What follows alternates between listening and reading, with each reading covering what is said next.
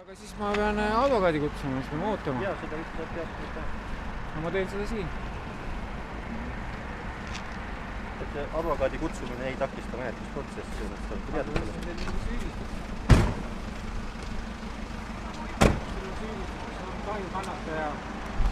Jah, sellest räägitakse täpsemalt veel jaoskonnas siis.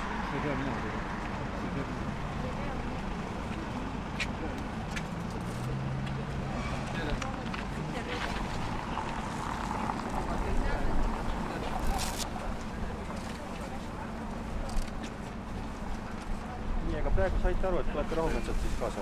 Kuidas? Et saite praegu aru sellest, eks ju? Te rakendate siis jõudu minu vastu. Hetkel ei ole vajadust, et saite ju aru sellest, et ise tegite. Ma olen väga rahumeelne.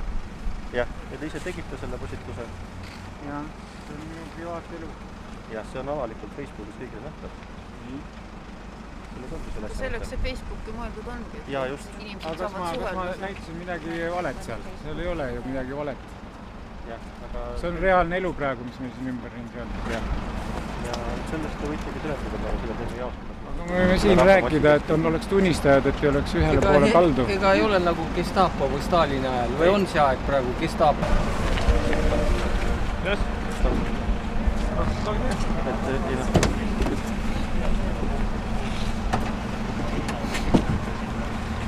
Tulete rahumeelselt siis, räägime jaoskonnast läbi asjad. Jah, ma tulen räägin teiega, kui ma valimine midagi kahte. Kes hoiab seda silti edasi?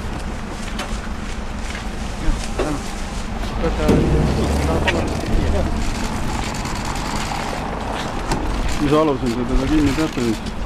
Jah, seda selgitate jaoskonnast siis.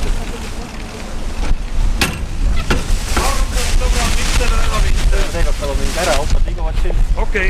Tehk süüde vabaks. Ei ole ju vahele. Palun vaadake liikuma. Jõueala siin on. See on teile ohtlik siin olla.